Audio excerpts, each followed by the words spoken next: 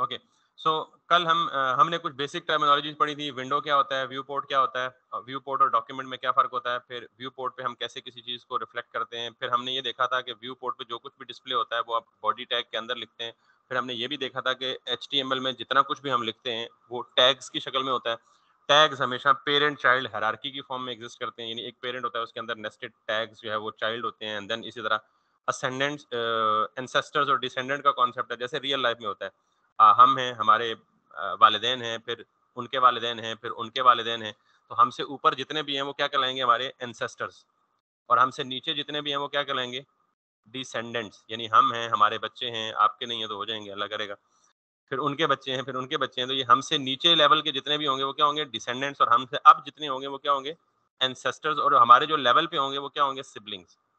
हमारे भाई-बहन जो एक ही लेवल पे होते हैं, जिनके पेरेंट्स सेम होते हैं, वो क्या कहलाते हैं? सिबलिंग्स। तो ये टर्मिनोलॉजीज़ यहाँ मैं यूज़ करूँगा। हायरार्की किसको बोलते हैं? पंजाबी में जिसे हम बोलते हैं, पंजाबी या उर्दू में बोलते हैं ना, शजरा। तो इस शजरे को अंग्रेज़ी में क्या कहते हैं? हायरार्की। तो जब मैं लफ्ज़ इस्तेमाल करूँ पेरेंट चाइल्ड हायरार्की, तो इसका मतलब ये पूरा क्या बयान हो रहा है? जैसे फॉर एग्ज़ाम्पल यहाँ सबसे पेरेंट टैग कौन है? एचटीएमएल। इसके कितने बच्चे हैं? 2, 1 हेड और 1, ये 2 डायरेक्ट चिल्ड्रन हैं इसके, ठीक है? अच्छा, चाइल्ड एक होता है, चिल्ड्रन प्लूरल होता है। अच्छा, हेड के कितने बच्चे हैं, कितने चाइल्ड हैं? 1, और बॉडी के कितना चाइल्ड है इस केस में? 1। तो इसका मतलब है एचटीएमएल के ये सारे एचटीएमएल के रिलेशनशिप में क्या हैं? डिसेंडेंट्स हैं, एचटीएमएल टैग के। और अगर मैं पी की बात करूँ तो पी से अब अगर हम इसको पढ़ेंगे तो ये क्या होगा? एंसेस्टर जैसा है। पी का पेरेंट कौन है? बॉडी। बॉडी का पेरेंट कौन है? एचटीएमएल। तो यूँ हम पढ़ने में ये कन्वेंशंस बार-बार इस्तेमाल करेंगे, तो मैंने इसलिए इसको शॉर्ट टर्म में एक्सप्लेन कर दिया। कल हमने ये पढ़ा था कि हमारे पास हेडिंग्स होती है H1 से लेके H6 फॉर्मेट तक, फिर हमारे पास पैराग्राफ टैग होता है ये टेक्स्ट लिखने के लिए। अगर आप कोई भी वेबसाइट ओपन करें, आपने बहुत सारी वेबसाइट्स यूज़ की होंगी सोशल मीडिया में, लिंक्डइन है, ट्विटर है, फेसबुक है, यूट्यूब है, और बाकी तो कई सारी आपने अपने इंटरेस्ट के मुताबिक कोई ई-कॉमर्स की वेबसाइट यूज़ की होगी, कोई आपने किसी बिज़नेस ऑर्गेनाइज़ेशन की, किसी वेलफेयर ऑर्गेनाइज़ेशन की, बहुत सारी वेबसाइट्स आपने विज़िट की होंगी।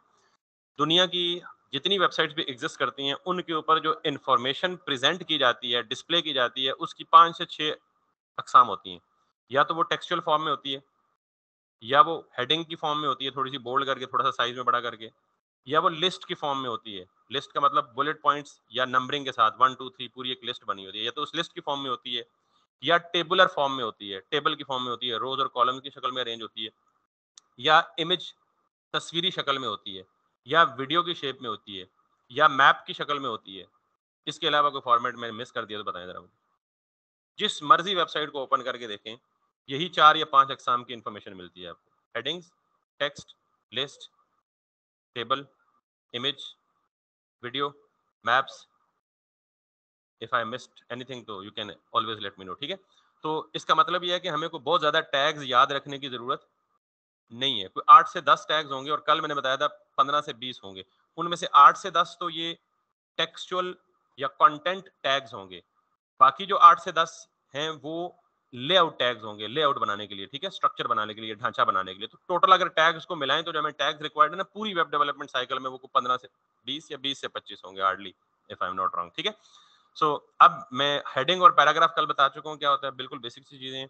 आज मैं बताऊँगा लिस्ट। तो अक्सर आप लेट्स सपोज़ अगर किसी भी वेबसाइट को ओपन करें ना, तो आपको for example if I am doing like कोई भी सोशल मीडिया की वेबसाइट ओपन करें, या मैं कल ये जो वेबसाइट ओपन की थी, विजुअल स्टूडियो कोड। तो अगर आप इस वेबसाइट को भी देखें,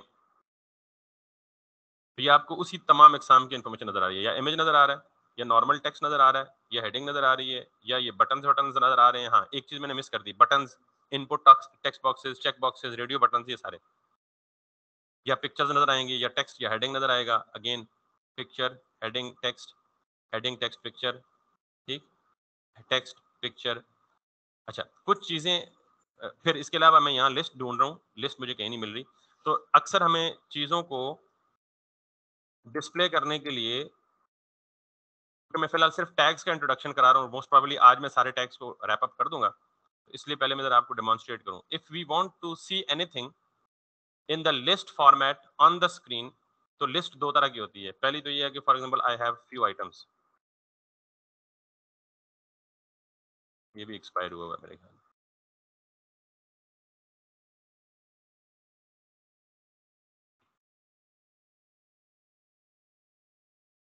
एनीवेज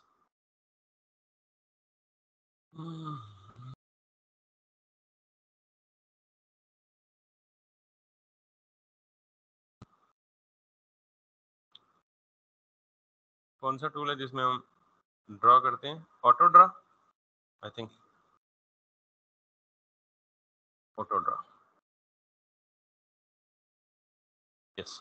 सो फॉर एग्जांपल मेरे पास कोई पीस ऑफ इंफॉर्मेशन है, तो अगर मैं लेट्स सी के उसे डिस्प्ले करना चाहता हूँ, तो एक लिस्ट, यानी मैं इस तरह से चीज़ों की लिस्ट बनाता हूँ, तो यहाँ पे बुलेट्स लगा देता हूँ स्टार्ट में। तो इसको हम क्या कहते हैं? लिस्ट कहते हैं पूरी। यानी फॉर एग्जांपल आपको घर वालों ने सौदा लेने भेजा, तो आपको उन्होंने एक चिट्ठी पे पूरी वो सारी चीज़ें जितनी भी रिक्वायर्ड है वो लिख के दे दी। वो क्या है? पूरी की पूरी लिस्ट है। इस पूरी को हम क्या बोलते हैं? एक लिस्ट बोलते हैं। और इसमें एक आइटम अगर अब ये पड़ा हो तो इसे हम क्या बोलते हैं? List item. इसी तरह ये एक लिस्ट की फॉर्मेट है जिसका कोई खास ऑर्डर नहीं है, कोई खास तरतीब नहीं है, पीछे बुलेट्स लगे हुए हैं। दूसरी लिस्ट ये होती है कि आप 1 2 3 4 5 6 ये एक ऑर्डर्ड में होती है, खास ऑर्डर में। अगर इसके आइटम्स को ऊपर नीचे कर दें तो ये नंबरिंग डिस्टर्ब हो जाएगी, ऑर्डर डिस्टर्ब हो जाएगा। ये लिस्ट किसी ऑर्डर में नहीं है। आप इस लिस्ट के आइटम्स को ऊपर नीचे भी कर दें तो इसके ऑर्डर के डिस्टर्ब होने का खदशा, क्योंकि तो इस तरह की लिस्ट को हम क्या कहते हैं? Unordered list. ठीक है, सॉरी, अनऑर्डर्ड लिस्ट। और इसको हम क्या कहते हैं? ऑर्डर्ड लिस्ट, एक खास तरतीब में। ठीक है। अब HTML की अच्छी बात यह है कि यहाँ मेजॉरिटी टैग्स नाम से जाहिर हो जाते हैं कि इस टैग का क्या मतलब है या इस चीज के लिए कौन सा टैग होगा। मिसाल के तौर पे मैंने बोला ना ऑर्डर्ड लिस्ट, तो उसके लिए टैग का नाम क्या होना चाहिए? O for ordered, L for list. Got it? तो आपको टैग बनाना है तो आप क्या करेंगे? OL, और फिर आप इसको क्लोज कर देंगे। तो ये भी मैंने कल बताया हुआ था कि हमारे जो टैग्स होते हैं नॉर्मली वो पेड होते हैं, कुछ अनपेड टैग्स भी होते हैं, लेकिन मेजॉरिटी केसेस में ये टैग्स क्या होते हैं? पेड होते हैं, यानी ओपनिंग टैग के साथ क्लोजिंग टैग। तो OL का मतलब क्या है? Ordered list. अच्छा, मैंने कहा कि ऑर्डर्ड लिस्ट, तो ये पूरी हो गई ना। इस पूरी को कलेक्टिवली लिस्ट कहा जाता है। इसके अंदर अगर एक आइटम की बात करें तो उसे हम क्या बोलते हैं? List item. तो टैग क्या होना चाहिए? LI। करेक्ट? और इसमें अगर आप कुछ लिख देंगे, फिर इसी तरह इन्हीं को कॉपी पेस्ट करें मल्टीपल आइटम्स को,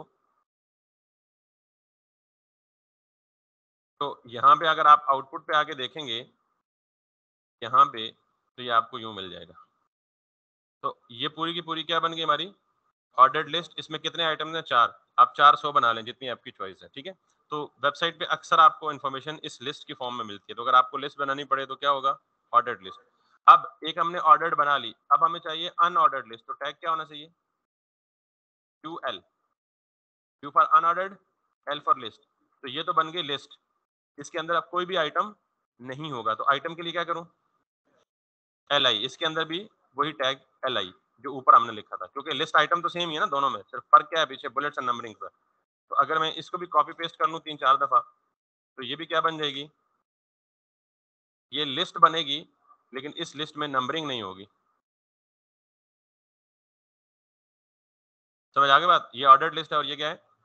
तो एक हेडिंग, दूसरा पैराग्राफ, तीसरी अनऑर्डर्ड लिस्ट, चौथी ऑर्डर्ड लिस्ट। अभी मैं सिर्फ टैग्स का इंट्रोडक्शन बता रहा हूँ आपको, ठीक है, कि किस टैग को हमने कैसे कहाँ क्यों इस्तेमाल करना है। उसके बाद आप आगे आ जाएं। आगे आने के बाद आपको मजीद इंफॉर्मेशन जो मिलती है वो in the form of table मिलती है। ठीक, मिसाल के तौर पे आपको टेबल ड्रॉ करना है, और टेबल के लिए क्या चीज़ इंपॉर्टेंट है कि आपके पास जितनी भी इंफॉर्मेशन होती है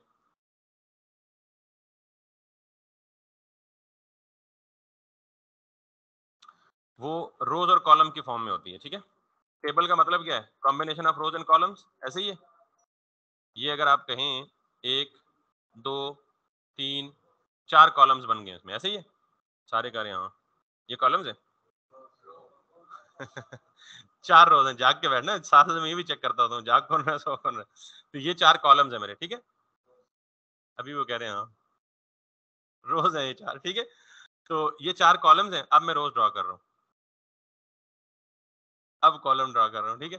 सो 1 2 3 4 5, तो इसमें कितने रोज कितने कॉलम्स हैं? ये 1 2 3 4 5 6 रोज हैं। अच्छा, 6 कॉलम्स हैं। 1 2 3 4 और 5 रोज हैं। तो इस rows combination of rows and columns को हम क्या कहते हैं, ग्रिड भी कहते हैं और टेबल भी कहते हैं, ठीक है। अच्छा, ये अगर हमें बनानी है HTML में, टैग्स के साथ बनेगी ऑब्वियसली, तो हम क्या करेंगे, यहाँ पे जाके सिंपली इसको मैं मिटा दूं साथ साथ, क्योंकि ये रिकॉर्ड हो रहा है, तो आपको अगर मसला हुआ तो आप रिकॉर्डिंग को देख लीजिएगा। अब मुझे बनाना है टेबल, तो सबसे पहले टेबल के लिए टैग क्या होना चाहिए, हर चीज को आपने गेस करना है, ठीक है। गेस गलत भी हो जाए कोई मसला नहीं, नेवर माइंड, लेकिन आप एटलीस्ट आपकी थोड़ी सी अंडरस्टैंडिंग। टेबल के लिए टैग क्या होना चाहिए, टेबल या TBL, टेबल, ठीक। अच्छा, मैं टैग्स की ऑटो कंप्लीशन कैसे करता हूँ, अगर मैं यहाँ लिखूंगा ना कोई भी वर्ड और टैब की प्रेस करूंगा, तो ये टैग ऑटोमेटिक कंप्लीट हो जाएगा, ठीक है। फॉर एग्जांपल मैंने लिखा टेबल और मैंने यहाँ से टैब की प्रेस की, तो ओपनिंग एंड क्लोजिंग टैग खुद बहुत बना देगा। ये स्मार्ट फीचर है इसका विजुअल स्टूडियो कोड का। अच्छा, इस टेबल के अंदर मैंने क्या कहा, दो चीजें होती हैं, रोज और रोज के लिए क्या टैग का नाम होना चाहिए, जिनको पता है वो बेशक ना बोले, जिनको नहीं पता वो गेस करें खाली। मुझे पता है कुछ लोग हैं जो थोड़ा सा ऊपर के हैं, लेकिन मैं उनसे माजरत करूंगा कि वो कुछ देर बर्दाश्त करें, 1 दिन या 2 दिन। तो क्या होना चाहिए, R रो के लिए, और कॉलम के लिए क्या होना चाहिए, C, ठीक। वैसे हमारी अंडरस्टैंडिंग यही है, लेकिन ऐसा नहीं है। टेबल के लिए क्या आ जाता है, TR फॉर टेबल रो, सिर्फ रो नहीं बल्कि टेबल रो। सिर्फ रो क्यों नहीं, क्योंकि रो तो ये भी है, रो ऑफ चेयर्स, तो ये टेबल तो नहीं है ना, तो इसलिए प्रॉपर डिफाइन करने के लिए क्या है, टेबल रो। अच्छा, कॉलम नहीं बल्कि कॉलम की जगह यहाँ पे आता है TD, टेबल डेटा। अच्छा, यहाँ मैं आपसे एग्री करता हूँ, TC होना चाहिए था, आसान हो जाता। टेबल कॉलम अगर T आ रहा है तो बारह चले, ये जिन्होंने रखा है, जिन्होंने लैंग्वेज बनाई है, उनकी मर्जी, हमको थोड़ी बदमाशी कर सकते हैं उनके साथ। तो मैं इसको यहाँ पे TD, तो इसमें मैं कुछ भी लिखता हूँ, फॉर एग्जाम्पल 1 2 3 लिखता हूँ, तो मेरा एक टेबल बनेगा, उसमें एक रो होगी और उस एक रो में क्या होगा, एक कॉलम। लेकिन वो टेबल शक्ल से टेबल नजर नहीं आएगा या दिखेगा नहीं। तो इफ आई कम बैक, तो इसने 1 2 3 लिख दिया। अच्छा, टेबल नॉर्मली इसका कोई बॉर्डर नहीं होता, तो हमें ये टेबल जैसा दिखने के लिए इसको हम क्या देते हैं, बॉर्डर इक्वल्स टू 1। इसने रेड कर दिया, रेड इसलिए कर दिया कि उसने कहा जी ये तरीका ठीक नहीं है बॉर्डर देने का, ठीक है। अभी हमने CSS नहीं पढ़ा, जब हम CSS पढ़ेंगे तो हम टेबल की या किसी भी चीज की स्टाइलिंग CSS में करेंगे। अभी रेड देने का मतलब ये है कि ये गलत है या डेप्रिकेटेड है। डेप्रिकेटेड का मतलब क्या है, ये पुराने जमाने में इस्तेमाल होता था, अब इस्तेमाल नहीं होता, but still we can, I mean अभी आपको दिखाना है ना, तो अभी चलेगा, ठीक है। सो यहाँ पे अगर मैं वापस आ जाऊं, तो अब आपको लग रहा है कि एक टेबल की शक्ल बन गई और उसमें एक रो है और एक ही कॉलम है। मुझे कॉलम बढ़ानी हो तो क्या करूंगा, TR मजीद बनाऊंगा या TD बनाऊंगा, TD मजीद बनाऊंगा। तो इसका मतलब अगर मैं ये कर दूं तो अब क्या बनेगा, एक रो, 2 कॉलम्स। अगर ये कर दूंगा तो एक रो, अगर ये कर दूंगा तो एक रो, 4 कॉलम्स। समझ आ गई बात। अब अगर मुझे नई रो बनानी है तो क्या करूंगा, TR, अगर मुझे इस पूरी TR को कॉपी पेस्ट मार लूं तो 2 रोज और हर रो में 4 4, टेबल बन गया। अच्छा, बाकी जब हम प्रोफेशनली टेबल में पढ़ेंगे तो टेबल हेडिंग अलग होती है, टेबल बॉडी अलग होती है, टेबल हेडर, टेबल फुटर, वो सारी चीजें हैं, मैं बिल्कुल, मुझे पता है, लेकिन बहुत ज्यादा कॉम्प्लेक्सिटी में हम नहीं जाना चाहते, बिल्कुल एट इट्स मिनिमल टेबल ये है। तो पता लग गया कि टैग्स कैसे बिहेव करते हैं। एनीवेज, इसको भी हटा दूं, तो मैंने आपको कहा कि हम जो किसी भी HTML पेज में इंफॉर्मेशन प्रेजेंट करते हैं उसकी गिनते जाएं, या तो वो टेक्स्ट होगा, या वो हेडिंग होगी, या वो लिस्ट होगी, ऑर्डर्ड होगी या अनऑर्डर्ड होगी, या वो टेबल होगा। क्या चीज बच गई, इमेज, तस्वीर कैसे लगाते हैं, ठीक है। बाय द वे, जब हम नए नए डेवलपर बने थे ना, मुझे सबसे पहले शौक था मेरी किसी तरह तस्वीर लग जाए, यहाँ पे ये तस्वीर लगाना आ जाए। तो हम तस्वीर लगाते हैं, बहुत सिंपल है सब कुछ। तस्वीर लगाने के लिए पहले आपके पास पिक्चर होनी चाहिए जो आप लगाएंगे, तो मैं इस पिक्चर का लगाऊं। जब आप अपने, कल मैंने बताया था कि आप जितना काम भी करेंगे ना HTML में, तो आप हमेशा एक ही फोल्डर में रहेंगे, एक फोल्डर से बाहर नहीं आएंगे। तो वैसे तो अगर मैं ये वाली पिक्चर लगाना चाहूँ तो ये लगा सकता हूँ यहाँ से, लेकिन मैं कोशिश करूंगा कि पहले इस पिक्चर को यहाँ से कट करके उस फोल्डर में लेके जाऊं जिस फोल्डर में मैंने अपना बाकी प्रोजेक्ट रखा हुआ। प्रोजेक्ट का मतलब एक ही फाइल बनी हुई है अब तक। तो मैं यहाँ पे जाऊंगा और इस पिक्चर को इस फोल्डर के अंदर मूव कर दूँ। पिक्चर का नाम क्या है, स्टूडेंट 3, और एक्सटेंशन क्या है, .png। सो पिक्चर लगाने के लिए क्या टैग होना चाहिए वैसे, इमेज, इमेज के लिए टैग का नाम क्या होना चाहिए, IMG। ग्रेट, ठीक है। सो IMG, अब देख रहे हैं कि मतलब से, नाम ही से जाहिर है कि क्या करेगा ये IMG। लेकिन ये पहली दफा हुआ है कि हमने टैग के नाम के साथ कुछ एक्स्ट्रा चीज देखी है, इससे पहले नहीं देखी। हेडिंग पढ़ा तो हेडिंग के टैग के साथ कुछ भी नहीं था। पैराग्राफ पढ़ा तो पैराग्राफ के टैग के साथ कुछ भी नहीं था। यूएल और एलआई पढ़े हैं तो उनके टैग के नाम के साथ, हाँ एक चीज थी जो ये कि टैग के नाम के साथ मैंने कुछ एडिशनल इन्फॉर्मेशन दी थी। तो जब भी मैं टैग, ओपनिंग टैग के साथ कोई भी एडिशनल चीज दूं तो इसको हम कहते हैं ये एट्रीब्यूट है। ये क्या है?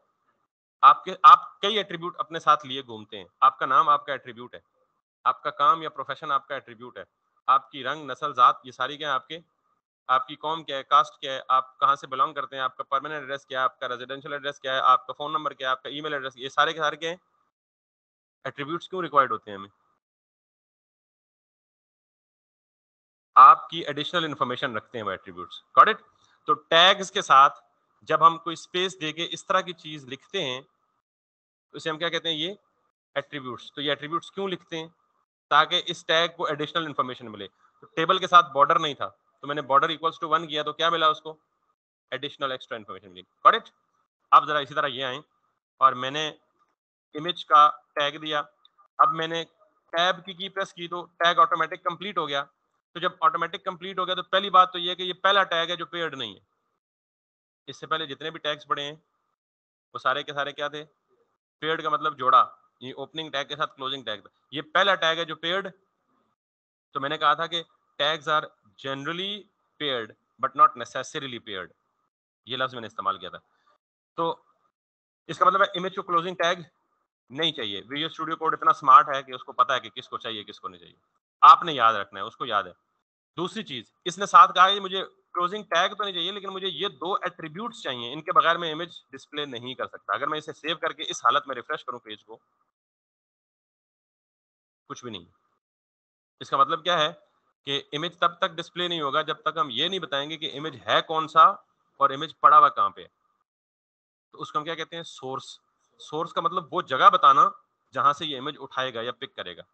समझ आई बात? और आगे ये बता रहा है ऑल्ट। पहले मैं सोर्स पूरा कर लूं फिर ऑल्ट बताता हूँ क्या। तो सोर्स में मैं यहाँ पे पाथ दे देता हूँ क्योंकि मेरा इमेज सेम फोल्डर में है। तो मैं नाम लिखना स्टार्ट करूंगा खुद ही सजेशन में आ जाएगा student3.png। एंटर प्रेस कर दूंगा और अब वापस आऊंगा तो यहाँ पे ये इमेज लग गया। ये इमेज बड़ा है छोटा है, इधर शो हो रहा है उधर शो हो रहा है ऊपर शो हो रहा है नीचे शो हो रहा है, that's irrespective, that's something which I am coming to that point कि हम इसका साइज कैसे बड़ा करते हैं छोटा करते हैं वगैरह वगैरह वगैरह। तो ये हमारा इमेज लग गया। कैसे लगा? सिर्फ इसका मतलब है कि इमेज जब भी आप टैग इस्तेमाल करेंगे तो उसका एक एट्रीब्यूट मैंडेटरी कंपलसरी लाजमी है, उसके बगैर इमेज शो ही नहीं होगा। और वो एट्रीब्यूट कौन सा है? सोर्स का, जो ये बताएगा कि इमेज ने कहां से आना है और कौन से इमेज ने आना है। क्योंकि सिस्टम में तो 600 इमेजेस पड़े हुए हैं, यहाँ आप किसको डिस्प्ले करना चाहते हैं तो आपको नाम और एक्सटेंशन देनी पड़ेगी। ये ऑल्ट क्या है? नॉर्मली ऑल्ट का पर्पस अभी आपको समझ नहीं आएगा। जिस बंदे को पता है एसईओ क्या होता है, सर्च इंजन ऑप्टिमाइजेशन क्या होता है, जिस बंदे को पता है कि सर्च इंजन वेबसाइट की क्रॉलिंग कैसे करते हैं, वेबसाइट की रीड कैसे करते हैं, उनके लिए बता देता हूं कि नॉर्मली इमेजेस को सर्च इंजन रीड नहीं करते या सर्च इंजन के क्रॉलर्स रीड नहीं करते। तो उसके लिए सर्च इंजन की इंफॉर्मेशन के लिए हम जब भी इमेज को सोर्स का टैग देते हैं हम अल्टरनेट एट्रीब्यूट भी देते हैं। एक पर्पस तो एसईओ है, दूसरा पर्पस ये है कि फॉर सम रीजन आपका इमेज लिंक नहीं होता या आपने यहाँ इमेज लिंक किया हुआ पीछे से जाके फोल्डर से किसी ने इमेज डिलीट कर दिए, ठीक?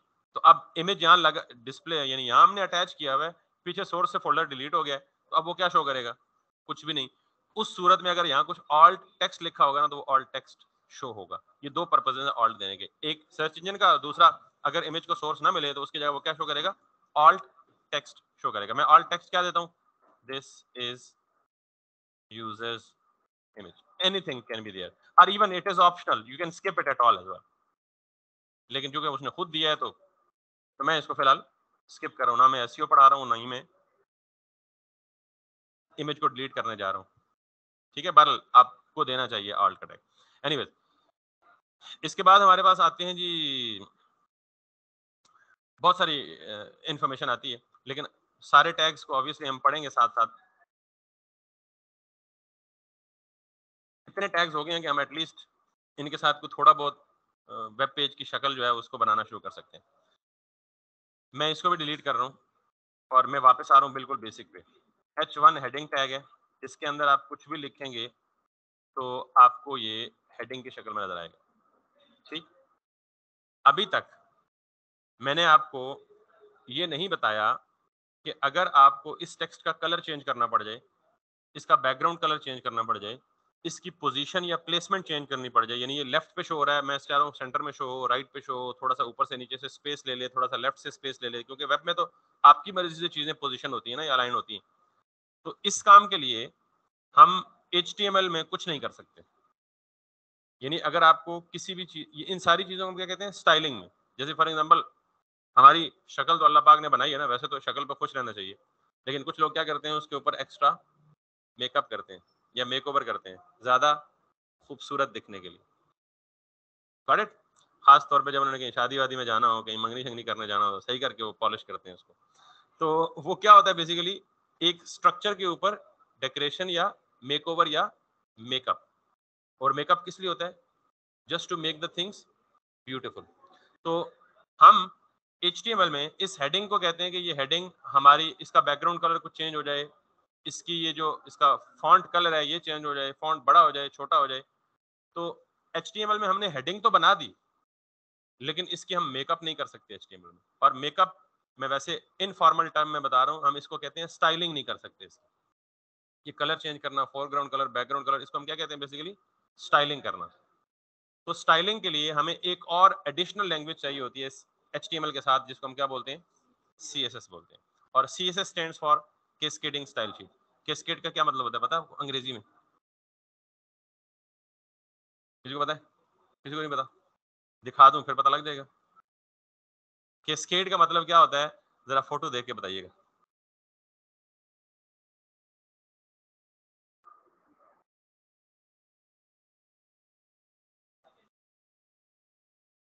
कैस्केड का क्या मतलब होता है? देख के तो बता दो पहले लोगों। आबशार को कहते हैं। वो जो ऊंचाई से पानी गिरता है ना, और नीचे आके रुकता है या टिकता है, या मतलब, तो उस आबशार को अंग्रेजी में क्या बोलते हैं? कैस्केड बोलते हैं। ये क्या लिखा हुआ है? A small waterfall, typically one of the several that fall in stages down a steep rocky slope। क्या जबरदस्त एक्सप्लेनेशन देता है गूगल। बहरहाल, आबशार को हम क्या बोलते हैं? कैस्केड बोलते हैं। तो अब हम इसको CSS या कैस्केडिंग स्टाइल शीट क्यों बोलते हैं? इसकी एक रीजन है जो आगे चल के आपको पता लगेगी जब मैं पढ़ा दूंगा। अब मुझे याद करिएगा, मैं इसका मतलब बताऊंगा कि यहाँ हम क्यों बोलते हैं इसको कैस्केड। एनीवेज, पहली बात, ढांचा बनाने के लिए मैंने एक एग्जांपल तो दे दी। स्ट्रक्चर बनाने के लिए आपको क्या चाहिए? HTML। और उसकी स्टाइलिंग के लिए आपको क्या चाहिए? इसकी मिसाल बिल्कुल वही है कि आप मकान बनाते हैं, तो मकान का पहले पूरा का पूरा क्या बनता है? ढांचा। ढांचा जब कंप्लीट बनता है तो फिर उसके ऊपर क्या होता है? स्टाइल अप्लाई होता है, रंग रोगन होता है, इंटीरियर डिजाइनिंग होती है, बाकी सारे लवाजमात उसके बाद होते हैं। तो ये स्ट्रक्चर और डिजाइन में फर्क समझ आ गया? तो मैं इसको स्ट्रक्चर के बजाय क्या बोलूंगा? लेआउट। लेआउट किस में बनाएंगे? HTML। स्टाइलिंग किस में करेंगे? ये प्रॉपर टर्म्स है। लेआउट इन HTML, स्टाइलिंग इन। अब CSS है क्या भला? बहुत सिंपल है। अगेन, मैंने इस H1 को स्टाइल देना है। पहला स्टाइल, इसका कलर चेंज करना है। तो मैंने कहा कि किसी भी टैग को एडिशनल इंफॉर्मेशन देनी है तो मैं क्या करूंगा? कोई ना कोई उसका एट्रीब्यूट स्पेसिफाई करूंगा। तो ये स्टाइल क्या है? एक एट्रीब्यूट है। क्लियर है ये बात? अच्छा, अब जब मैं स्टाइल इक्वल्स टू और डबल कोट्स लिखता हूं, ये हमेशा लिखने का यही तरीका है। किसी भी टैग में स्टाइल देना हो तो आप क्या करेंगे? उस टैग में जाके स्टाइल देके इक्वल्स टू और double quotes. In double quotes में हम वो मेकअप या वो स्टाइल स्पेसिफाई करते हैं जो हम अप्लाई करना चाहते हैं। मैं चाहता हूं कि मैं इस H1 का कलर चेंज कर दूं, तो मैं यहां क्या करूंगा? कलर कॉलन रेड और सेमी कॉलन। आपने सिर्फ इस चीज को समझना है। ये जो पूरी चीज मैंने हाईलाइट की हुई है, इसको हम कहते हैं CSS की एक प्रॉपर्टी। क्या कहते हैं? अब प्रॉपर्टी दो हिस्सों पे मुश्तमिल है, एक कॉलन से पहले और एक कॉलन के। तो जो कॉलन से पहले है उसको हम कहते हैं प्रॉपर्टी नेम, और जो कॉलन के बाद है उसको हम कहते हैं प्रॉपर्टी वैल्यू। तो प्रॉपर्टी का नेम क्या है? कलर। और प्रॉपर्टी की वैल्यू क्या है? तो CSS में जितनी भी स्टाइलिंग करेंगे, उस स्टाइलिंग का तरीका यही होगा। हम लेफ्ट साइड पे प्रॉपर्टी नेम लिखेंगे, बीच में कॉलन डालेंगे, फुल कॉलन, और राइट साइड पे उस प्रॉपर्टी की वैल्यू लिखेंगे, और एंड पे सेमी कॉलन लिखेंगे। तो सेमी कॉलन का मतलब क्या है कि यहाँ एक प्रॉपर्टी मुकम्मल हो गई है। प्रॉपर्टी क्या होती है? और property consist of two things, property name और प्रॉपर्टी वैल्यू। अब अगर मैं यहाँ पे आऊँ और अपने पेज को रिफ्रेश करूँ तो it has turned to red, which make sense. Clear है जी? अब यहाँ के बाद अब आपको पता है कि मेकअप में कोई एक ही सामान तो खाली क्रीम ही तो नहीं लगती ना, बहुत सारे लवाजमात मिक्स होते हैं। तो अगर इसको डेकोरेट करना है तो हम एक स्टाइल तो नहीं देते, बहुत सारे स्टाइल पॉसिबल है देना। तो जो मैंने कहा है ना, सेमी कॉलन पे एक प्रॉपर्टी कंप्लीट हो जाती है। अगर आपने कोई दूसरा स्टाइल अप्लाई करना है तो आप क्या करेंगे, सेमी कॉलन के बाद लिखेंगे। और वो स्टाइल भी किस शक्ल में लिखेंगे? प्रॉपर्टी नेम और प्रॉपर्टी वैल्यू के पेयर। मैं मिसाल के तौर पे अब इसका बैकग्राउंड कलर चेंज करना चाहता हूँ, ठीक, तो मैं क्या कहूंगा, अच्छा ये जो विजुअल स्टूडियो टूल है ना, कोड, ये इतना स्मार्ट है कि खुद ब खुद सजेशन में दे देता है प्रॉपर्टी के नेम्स। आप बैकग्राउंड कलर और कॉलन और यहाँ पे बैकग्राउंड कलर क्या करते हैं, इसको ब्लू कर दें। तो ये पूरा का पूरा क्या है, प्रॉपर्टी नेम, और राइट साइड पे ये क्या है, प्रॉपर्टी वैल्यू, और फिर सेमी कॉलन। इसका मतलब दूसरी प्रॉपर्टी यहाँ एंड हो रही है। पहली प्रॉपर्टी ये, दूसरी प्रॉपर्टी ये।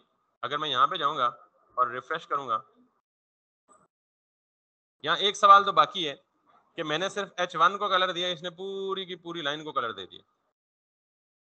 ये तो सवाल अपने जहन में रखिएगा, इसका जवाब अभी ना पूछिएगा, बट सवाल है जरूर कि जब मैंने कलर दिया तो उसने सिर्फ उसी फॉन्ट या उसी टेक्स्ट को कलर दिया। जब मैंने H1 को बैकग्राउंड कलर दिया तो उसने पूरी उस लाइन को या उस पूरी एरिया को कवर कर लिया ब्लू के साथ।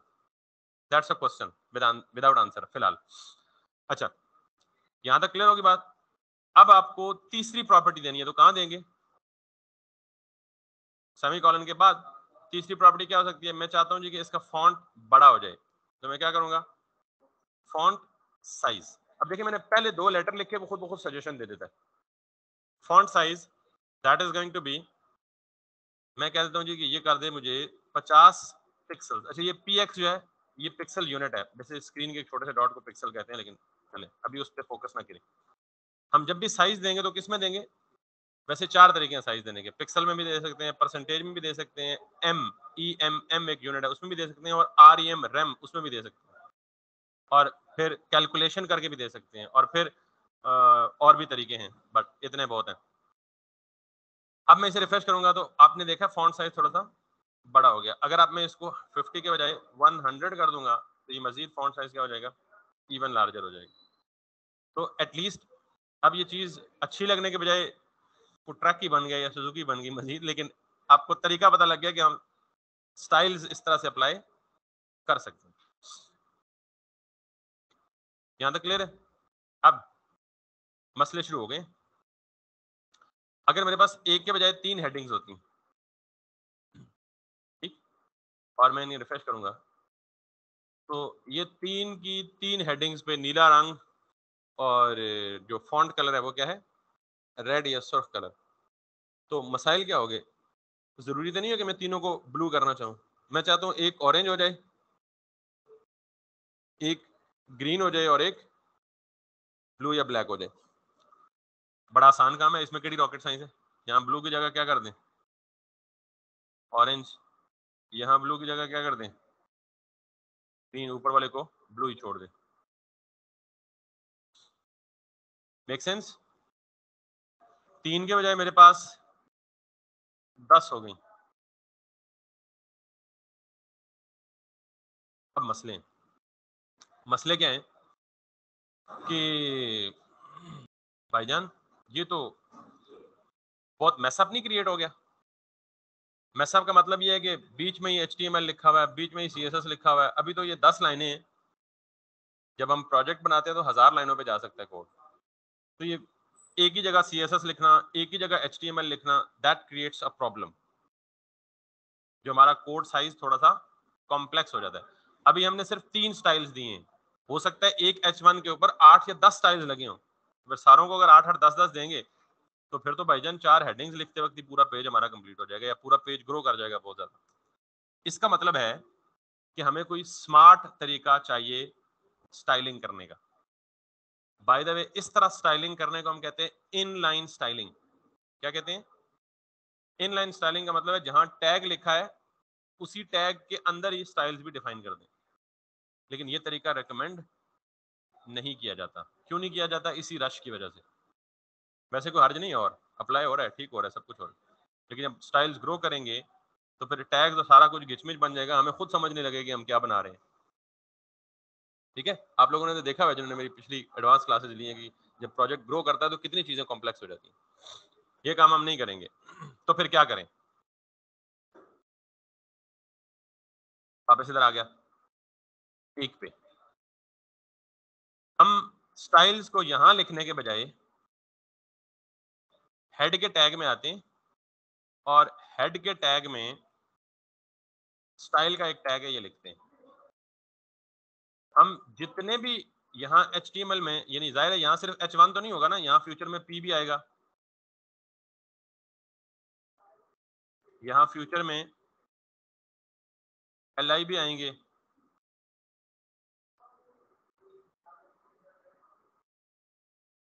अरे यहाँ फ्यूचर में एंकर टैग्स भी आएंगे, बहुत सारा कुछ आएगा। तो अगर सबको मैं इनलाइन स्टाइलिंग देता फिरूं तो फिर तो भाईजान बहुत ज्यादा कॉम्प्लेक्सिटी हो जाएगी। तो इससे बेहतर है कि मैं यहाँ स्टाइल देने के बजाय सारे के सारे स्टाइल कहाँ लिखूं? हेड टैग के अंदर लिखूं।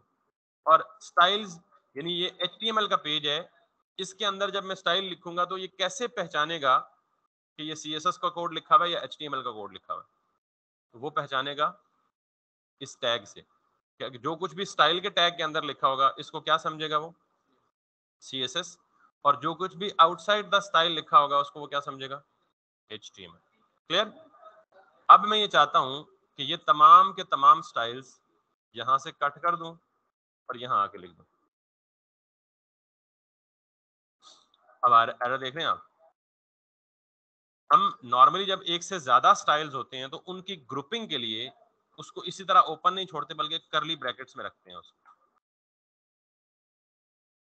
ठीक, मसाइल हैं, मतलब visual studio code is smart enough कि वो कह रहा है कि समथिंग इज रॉन्ग, ये चीज अभी ठीक नहीं हुई। तो पहली चीज पता लगी कि हमने सारे स्टाइल्स इनलाइन लिखने के बजाय उनको कहां मूव कर दिया? हेड में स्टाइल टैग के अंदर।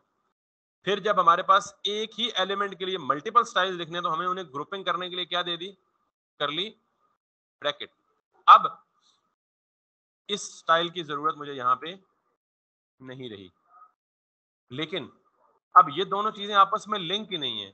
इस स्टाइल को क्या पता कि ये वाले तमाम स्टाइल्स मैंने किसको देने हैं? H1 को देने हैं, P को देने हैं, UL को देने हैं, LI को देने हैं, किसको देने हैं? इसको तो नहीं पता ना।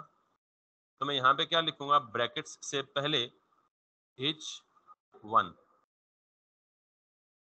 H1 का मतलब क्या है कि भाई पूरे HTML में ढूंढो, जहां कहीं H1 मिले उसमें ये सारे स्टाइल अप्लाई कर दो। समझ आ गई ये बात? मैंने इसे सेव किया, वापस गया, पैराग्राफ भी है, उसने उसको नहीं छेड़ा। UL और LI भी था, उसने उसको भी, उसने किसको छेड़ा? सिर्फ H1 को, क्योंकि उससे H1 सिर्फ एक जगह पे मिली। अब मैं मिसाल देता हूं कि H1 यहाँ 6 जगहों पे है, ये क्या करेगा? 6 की 6 जगहों पे अप्लाई कर देगा। अब एक मसला सीधा किया, दूसरा मसला खड़ा हो गया। करेक्ट? बात समझ आ रही है ना? ज्यादा एडवांस नहीं जा रहा। दूसरी क्लास है और CSS है। मेरे जो कंपैरेटिवली पैरेलल इंस्ट्रक्टर्स है ना, तो वो मुझे अक्सर डांट रहे होते हैं, अगर ये बाहर अक्सर वो सुन रहे होते हैं ना, तो वो कहते हैं जी कि आप, हम CSS को कुछ 1.5 हफ्ते बाद शुरू करते हैं, आपने पहली दूसरी क्लास में ही। तो मैं इसलिए शुरू करता हूँ, एक तो इससे इंटरेस्ट बनता है। वो लोग वो सुखी काली चिट्ठी चीज देख देख के ना बंदा बोर ही हो जाता है पहले ही हफ्ते, यार ये क्या बकवास है, हम क्या कर रहे हैं? हम तो वेब डेवलपमेंट सीखने आते थे, तो कोई और ड्रामा चल रहा है। तो अगर मुश्किल हुआ तो मुझे बताइएगा, मैं स्लो डाउन हो जाऊंगा, लेकिन मैं जान के थोड़ा सा फास्ट चलता हूँ, एक्सप्लेन बड़ी डेप्थ में करता हूँ। ये क्लियर होगी बात? अब मसला क्या है कि मैं अगर ये चाहूं कि सिर्फ पहले H1 को स्टाइल दे, बाकियों को ना छेड़े, तो ऐसा कोई हाल अभी तक नहीं है।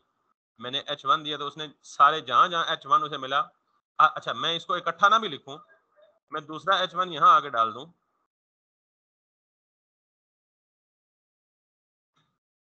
ये ढूंढेगा भाई। पहले H1 को अप्लाई करेगा ढूंढ के, पैराग्राफ को छोड़ेगा, ULI को छोड़ेगा, फिर जहां और H1 मिलेगा, एक पेज पे जितने भी H1 होंगे सारों को ढूंढ के उस अप्लाई कर देगा। अच्छा, ये जो स्टाइल नहीं, हम बजाय एक लाइन में लिखने के, क्योंकि एक लाइन में लिखने में थोड़ा सा फिर मैसी हो रहा है, पढ़ने में मुश्किल हो रहा है, तो आप क्या करते हैं, कोशिश हम ये करते हैं कि हम हर प्रॉपर्टी को अलग लाइन में लिखते हैं, इस तरह दिखने में भी सोहना लगता है और अंडरस्टैंड करने में भी आसान है। यहाँ तक क्लियर है? और ये हम यूं करते हैं। अच्छा, अब जिस तरह H1 के साथ मैंने किया, इसी तरह अगर कोई भी स्टाइल में Li के साथ अप्लाई करना चाहूं तो क्या करूंगा, पहले Li लिखूंगा स्टाइल्स के अंदर, फिर ब्रैकेट्स लिखूंगा। इसका क्या मतलब है कि ब्रैकेट्स में जो भी स्टाइल में दूं वो किसको अप्लाई करो, जाके Li को ढूंढो, जहां जहां Li मिले उसको ये स्टाइल दे दो। कौन सा स्टाइल? मैं लिखता हूं जी BGC येलो। इसका मतलब ये है कि यार Li को ढूंढो पूरे पेज पे, जहां Li मिले उसका बैकग्राउंड जाके क्या कर दो। तो Li ये थे ना, 1 2 3 4 5, सबको उसने क्या कर दिया। अगर मैं ये कहता हूं UL, तो इसका मतलब क्या है कि पूरे पेज पे UL को ढूंढो और उसको क्या दे दो, ये वाला कलर दे दो। Li उसको UL कितने मिले, एक ही। आप कहेंगे जिसने अप्लाई नहीं किया, अप्लाई किया हुआ है, लेकिन चूंकि UL पे पहले कलर अप्लाई किया और बाद में किस पे किए, Li पे, तो ये नजर आ रहा है यहाँ से, लेकिन आगे येलो कलर ने टेक ओवर कर लिया किसके ऊपर, सियान के ऊपर। समझ आई बात? तो इसका मतलब ये हुआ, ये जो मैं काम कर रहा हूँ ना, H1, Li और UL, इनको हम क्या कहते हैं, CSS सेलेक्टर्स। क्या कहते हैं?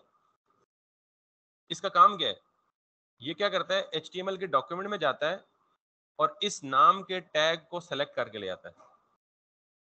यानी H1 मैंने लिखा ना, तो इसका क्या मतलब है कि बॉडी में जाओ और जहां जहां H1 है उनको सेलेक्ट करो और उन पे ये कलर अप्लाई करो। इसको मैं क्या कहा है, सेलेक्टर। ये क्या है, CSS सेलेक्टर। इसको, इसका क्या मतलब है कि यार बॉडी में जाओ, जहां जहां Li मिले उसको सेलेक्ट करो और उस पर ये कलर अप्लाई करो। तो ये भी क्या हुआ, सेलेक्टर, और ये भी क्या हुआ, सेलेक्टर।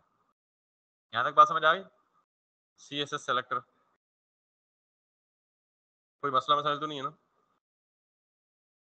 अब मैंने एक तस्वीर अप्लाई यहाँ पे लगाई थी,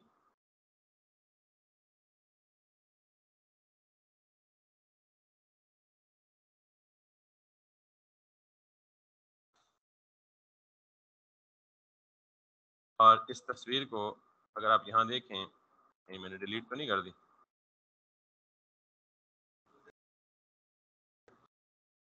हाँ, स्टूडेंट 3 है, गुड।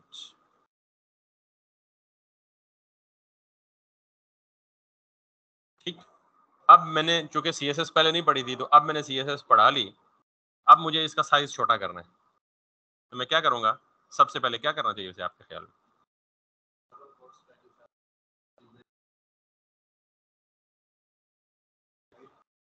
सबसे पहले क्या करना चाहिए?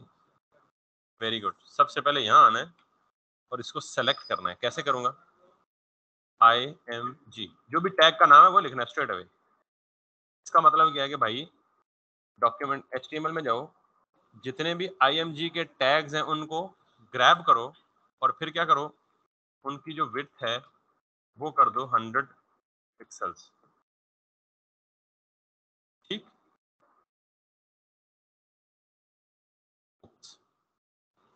ये तो बिल्कुल ही एलियन बन गया। ठीक, अब आप कहो जी नहीं, 200 तो बहुत छोटा हो गया, इसको क्या कर दो, 300 पिक्सल्स।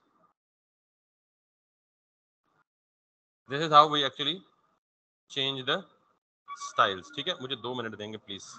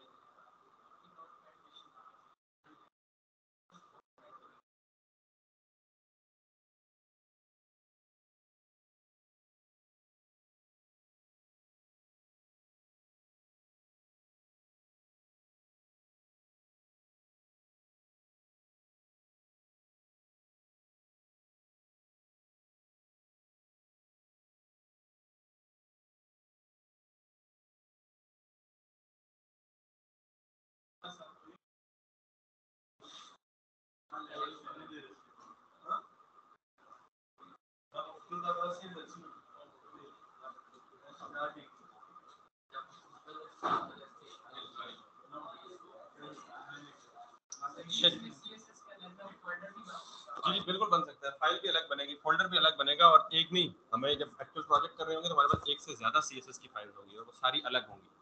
लेकिन चूंकि ग्रेजुअली ऊपर चलना है ना, और सारी पॉसिबिलिटीज बतानी है कि यार इसकी ये पॉसिबिलिटी भी है, ये भी है, ये भी है, ये भी है और ये भी है। अगर आपने पिछली 1-2 मेरी डेमो क्लासेस ली हैं तो आपको पता होगा कि हम सारा कुछ अलग ही कर रहे होते हैं। अभी इट्स टू अर्ली ना, अभी मैं नॉर्मली पता है क्या होता है, एक्सपीरियंस में ये देखा गया कि बहुत सारे लोग जो होते हैं उनको प्रॉपर फोल्डर्स के अंदर मूव करना भी कोडिंग के जरिए नहीं आता। यानी मैंने यहाँ पे ना बेसिकली मैं पहले इमेज अटैच करने के लिए पहले ये काम करने लगा था, डॉट क्या होता है, स्लैश क्या होती है, या फिर टू टाइम डॉट का क्या मतलब है, स्लैश का क्या मतलब है, फिर टू टाइम डॉट स्लैश का क्या मतलब है। तो ये बेसिकली मैं क्या कर रहा हूँ, फोल्डर्स के अंदर मूव कर रहा हूँ, ट्रेवर्स कर रहा हूँ, पाथ वगैरह कर रहा हूँ। तो बहुत सारे लोगों को भी ये चीज़ क्लियर नहीं होती। तो अगर मैं फोल्डर बनाता और CSS उसके अंदर रखता, तो मैंने यहाँ के पाथ इस तरह देता, पहले वो भैया सवाल पूछते ये क्या वाला है। तो इसलिए मुझे, क्योंकि जो मेरा एक्सपीरियंस है ना, मैं उसके मुताबिक स्टूडेंट्स को उनके लेवल पे जाके बिल्कुल नीचे से ऊपर उठाता हूँ। And this is what I am doing. That's why मैंने पहले माजरत की आपसे कि मुझे पता है कुछ लोगों का लेवल थोड़ा सा अप है, मैं बहुत नीचे हूँ, लेकिन मैं उनके लिए नीचे हूँ जो बिल्कुल बिगिनिंग पे। तो इंशाल्लाह एक हफ्ते में हम बिल्कुल स्ट्रीमलाइन हो जाएंगे, सारे बराबर हो जाएंगे। ठीक है, यू आर राइट कि हम फोल्डर बनाएंगे, अल्टीमेटली वही काम करेंगे। क्योंकि अभी मैंने क्या कहा है कि मैंने यहाँ से स्टाइल उठा के हेडर में क्यों मूव किए, मैं सब क्रिएट हो रहा था, तो क्या अब नहीं हो रहा, अब नहीं हो रहा, अब भी तो हो रहा है। कैसे हो रहा है कि अभी अगर मैंने सपोज 3 एलिमेंट्स पे स्टाइल लिखे हैं, अगर यहाँ 100 एलिमेंट्स हो तो 100 के 100 स्टाइल में यहाँ लिखूं, तो पहले किसी को चेंज करना पड़े तो पहले मैं घंटा ड्रैग करके नीचे पहुंचूं, उस तक कहां पहुंचना है, ये फिर उसको ढूंढता रहूं। तो ये तो फिर मैं सब क्रिएट हो रहा है, यानी जिस बात को अवॉइड करने के लिए मैंने यहाँ से ऊपर शिफ्ट किया स्टाइल, अभी भी वही हो रहा है। तो खैर, ये एक इंप्रूवमेंट है। इससे अगली इंप्रूवमेंट यह है कि स्टाइल्स को यहाँ से उठा के कंप्लीटली सेपरेट फाइल में मूव कर दूं। फिर अगली एनहेंसमेंट ये होगी कि उस फाइल को उठा के सेपरेट फोल्डर में मूव कर दूं, and so on and so. यहाँ तक क्लियर है जी सबको? किसी का कोई कंसर्न या कोई क्वेश्चन है तो बता दें हमें। आपसे अगर कोई पूछे बाय CSS तो क्या कहेंगे? To style the layout. और लेआउट किस में बनाते हैं हम? HTML में। अच्छा, वैसे अभी तक अभी हमने कोई लेआउट बनाया नहीं है। ये जो जितने भी एलिमेंट्स हमने पढ़े ना, ये टेक्सचुअल एलिमेंट्स हैं। ये कंटेंट को ऑर्गेनाइज करने के लिए, लेआउट के लिए हम डिव्स और सेक्शंस और असाइड और नेव और मेन और ये सारे टैग्स पढ़ेंगे। Obviously from tomorrow I think हम थोड़ा सा लेआउट को टच देंगे, बट नॉट फॉर टुडे। आपको CSS लिखने का तरीका आ गया? अच्छा, आखिरी बात बताता हूँ आज की क्लास की, कि मेरे पास मैंने प्रॉब्लम शेयर कर दी है कि 2 H1s हैं, यहाँ 100 H1s भी होंगे, तो मसला क्या होगा? 100 H1 को एक ही स्टाइल मिलेगा। मैं ये नहीं चाहता। मैं चाहता हूँ कि पहले 2 H1s का कलर ब्लू रहे, ठीक है, दैट्स फाइन, मुझे कोई मसला नहीं है। जो अगले 2 H1s हैं, उनका कलर ये ना हो। उनका कलर ग्रीन, येलो, ऑरेंज कुछ भी हो जाए, डिफरेंट हो जाए। ये सिर्फ कलर की एग्जांपल देने के लिए बात करूं, कोई भी स्टाइल चेंज करना चाहे तो आप चाहते हैं जी कि जो एक H1 का स्टाइल है वो दूसरे का, इसका मतलब ये है कि यहाँ ये वाला सेलेक्टर तो फेल हो गया। ये सेलेक्टर था ना, CSS सेलेक्टर, और टैग नेम के साथ, यानी टैग नेम को बतौर सेलेक्टर यूज करेंगे, तो इस रिक्वायरमेंट के लिए ये काम फेल हो गया, ये अभी नहीं चलेगा। तो फिर क्या चलेगा? फिर क्या हल है? फिर हल है जी, आप अभी मसला पता है क्या है? क्योंकि H1 सारे के सारे टैग्स तो सेम है, तो हमें कोई ऐसा नाम देना है उसको, या कोई ऐसा तरीका चाहिए कि हम इस एक या दो या तीन H1 को डिफरेंट नेम्स दे दें, और फिर उसको H1 के नाम से पुकारने के बजाय बेहतर है कि हम क्या करें, उसको कोई और नाम। मिसाल के तौर पे एक क्लास में 4 लोग हैं, चारों का नाम अली है, इत्तेफाक ऐसा हुआ है, तो मैं एक को अली बोलूंगा तो सारे अली बुलाएंगे। तो हल क्या है? मैं क्लास में उनके नाम डिफरेंट रखूं। जैसे आप अपने दोस्तों में किसी को शीदा कह रहे होते हैं, किसी को टली कह रहे होते हैं, किसी को ABC कह रहे होते हैं, किसी को XYZ कह रहे होते हैं, तो आपने अपने मर्जी के नाम रखे होते हैं ना। तो अब 4 लोगों के सेम नाम आ गए, H1 H1 H1 और H1। हल क्या है? अपना कोई नाम रख लें। और नाम रखने के दो तरीके हैं, या हम क्लास दे देते हैं या हम आईडी दे देते हैं। पहले मैं क्लास नहीं पढ़ूंगा, मैं इसको देता हूँ जी आईडी। आईडी क्या है? एट्रीब्यूट है। किसी भी टैग में उस टैग नेम के साथ एडिशनल इन्फॉर्मेशन देनी हो तो उसे हम क्या कहते हैं? तो ये आईडी हम दे सकते हैं। अच्छा, आईडी का मतलब क्या? आइडेंटिफिकेशन। आप में से जितने लोगों की आईडी है, क्या जो आपकी आईडी है वो पूरे पाकिस्तान में किसी की रिपीट हो सकती है? ID is always unique. ID से मुराद मैं CNIC की बोल रहा हूँ। हर एक बंदे को एक आईडी असाइन है ना। जब पैदा होते हैं आप, तो आपको हॉस्पिटल में ही बर्थ सर्टिफिकेट के ऊपर ही लिख के पहला नंबर, या शायद हॉस्पिटल में अगर नहीं भी दिया जाए तो नादरा में जब आप एंट्रेंस कराते हैं पैदाइश के फौरन बाद, तो उस वक्त आपको यूनिक आईडी मिलती है और सारी जिंदगी वही रहती है। क्लियर? तो इसका मतलब है किसी भी टैग को जब मैं आईडी दूंगा, तो ये आईडी क्या होगी? यूनिक होगी। इसको आईडी को मैं कह सकता हूँ जी, फॉर एग्जाम्पल कुछ भी नाम दे सकता हूँ, टेस्ट। लेकिन मुझे अब ये मेक श्योर करना है कि एक दफा मैं किसी एलिमेंट को टेस्ट दे चुका हूं नाम, दोबारा ये टेस्ट पूरे पेज पे नहीं दे सकता। अगर दूंगा तो फिर मसाइल आएंगे, फिर कन्फ्लिक्ट आएंगे। फिर मिसाल के तौर पर मेरी और इनकी आईडी सेम हो गई है, तो कहीं से मैंने जाके चोरी की है तो पकड़े आ जाएंगे। भाई ये हमने आइडेंटिफाई किया, तो ये गॉट इट। तो कन्फ्लिक्ट हो गया ना। तो अब इस आईडी को मुझे टारगेट करना है यहाँ पे, बजाय किसके? H1 के। तो H1 को मैं रहने देता हूँ, क्योंकि बाकियों पे तो स्टाइल वही चाहिए, मुझे सिर्फ एक H1 जो है इसका कलर डिफरेंट चाहिए। तो मैं क्या करता हूँ, अब इसको नाम से टारगेट नहीं करूंगा, बल्कि कैसे टारगेट करूंगा? यूं। अब मुझे बताएं कि अगर मैं यूं ही टेस्ट लिख दूं, तो ये तरीका तो टैग नेम को सेलेक्ट करने का है। ये नहीं, देखे ना, अगर मैंने ये इमेज लिखा, तो ये क्या एक्सपेक्ट कर रहा है कि टेस्ट किसी टैग का नाम है। हालांकि टेस्ट टैग का नाम तो नहीं है, टेस्ट किसका नाम है? तो इसलिए इसके स्टार्ट में अगर हम हैश लगा देंगे, तो हैश CSS का दूसरा सेलेक्टर है, जिसे हम कहते हैं आईडी सेलेक्टर। हैश के साथ कुछ भी लिखेंगे, उसका मतलब क्या होगा? ये आईडी है। क्लियर होगी बात? अब ये जो हैश और टेस्ट लिखा हुआ है, ये HTML में जाके किसको ढूंढेगा? उस टैग को जिसकी आईडी टेस्ट होगी, सिर्फ ये मिलेगा उसको। और इसको जाके बैकग्राउंड कलर दे दें।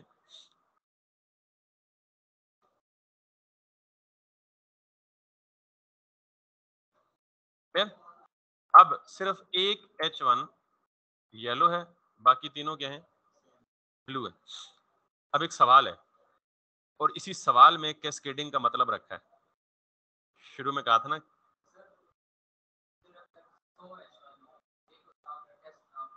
100 को डिफरेंट आईडीज देंगे। आईडी में कुछ भी नाम। Yes, there is a solution of class. Class देंगे ना फिर। अगर हमें भूलने का खतरा है तो फिर हम क्या करेंगे, इसके बाद क्लास को इंट्रोड्यूस करेंगे, लेकिन पहले आईडी का इंट्रोडक्शन कंप्लीट हो जाए फिर क्लास बताएंगे। ठीक है, अभी के लिए यही हल है कि 100 एलिमेंट्स है तो 100 आईडीज देंगे। भूल जाएंगे तो आपका कसूर है, मेरा थोड़ा ही। हल है ना। हल है, बहुत सारे हल है, लेकिन मुझे ग्रेजुअली आप जाना है। आईडी हो गया समझ। अब एक सवाल ये है कि देखें, यहां मैंने कहा है कि जी तमाम H1 को पकड़ो और उसको ये स्टाइल दे दो जिसमें कलर ब्लू है। तो उसने क्या किया, उसने तमाम H1 को पकड़ा इंक्लूडिंग दिस, ये भी H1 ही है ना, इसकी आईडी टेस्ट होगी तो क्या है, तो H1 ही। तो इसने इसको भी क्या दे दिया था, कलर ब्लू दे दिया। लेकिन जब मैं यहां आया हूं तो फिर मैंने कहा यार ये आईडी पकड़ो, उसको बैकग्राउंड कलर क्या दे दो, येलो दे दो। इसका मतलब ये आईडी टेस्ट भी H1 की है, तो H1 को तो पहले ही ब्लू कलर मिल चुका था। तो कैस्केड का मतलब भी यही है कि जब भी आप किसी एक एलिमेंट पे स्टाइल अप्लाई करते हैं तो ये स्टाइल रीड करना ऊपर से नीचे शुरू करता है। जो बाद में स्टाइल अप्लाई हुआ होता है वो पहले वाले को ओवरराइट कर देता है। जो स्टाइल बाद में अप्लाई होता है वो पहले वाले को क्या करता है, ओवरराइट कर देता है। समझे, खत्म ही कर देता है। क्लियर। तो इस H1 के ऊपर पहले ब्लू कलर था, मैंने दोबारा टेस्ट, यानी वही है तो H1 ही, उस पर पहले ब्लू कलर था, मैंने टेस्ट को टारगेट करके बैकग्राउंड कलर येलो दे दिया, तो उसने ब्लू वाले को क्या कर दिया, ओवरराइट करके येलो ने प्लेस पकड़ ली। तो इसको कहते हैं कैस्केड। स्टाइल्स हमेशा कहां से रीड होते हैं, टॉप से बॉटम पे रीड होते हैं। अगर मैं यही लाइन या यही चीज उठा के H1 से पहले लिख दूं तो फिर अभी भी हो रहा है। अब यहाँ एक और सवाल है जी कि आप तो कह रहे हैं जी कि ऊपर से नीचे आता है तो वो जो पहले जो बाद में आता है वो पहले वाले को ओवरराइट कर देता है, तो यहाँ नीले को पीले को ओवरराइट करना चाहिए था ना, यानी ब्लू कलर को ओवरराइट करना चाहिए था किस पे, येलो पे। तो यहाँ तो मैं झूठा साबित हो गया। तो बात यहाँ खत्म नहीं होती। सीएसएस में एक और कॉन्सेप्ट है जिसको हम बोलते हैं स्पेसिफिसिटी। सेलेक्टर्स की स्पेसिफिसिटी।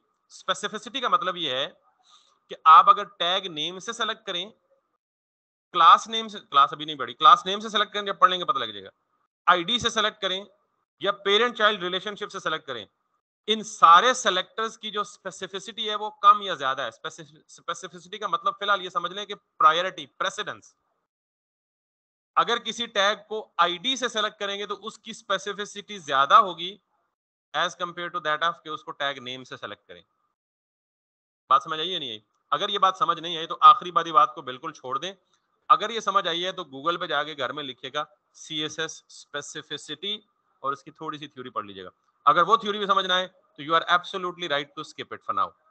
लेकिन मैंने रीजन समझा दिया कि अक्सर ये होगा कि आपको मसला होगा यार, सर तो कह रहे थे बाद में आने वाला पहले वाले को ओवरराइट करेगा, इधर तो नहीं ओवरराइट कर रहा। तो फिर आपको एक और चीज भी कंसिडर करनी है which is called as a specificity. लेकिन नॉर्मली ये जो बिहेवियर है दैट इज नॉर्मल बिहेवियर कि हर बाद में आने वाला स्टाइल पहले आने वाले स्टाइल को क्या कर देगा, ओवरराइड कर देगा। That's all from me for today. किसी का कोई सवाल है तो, और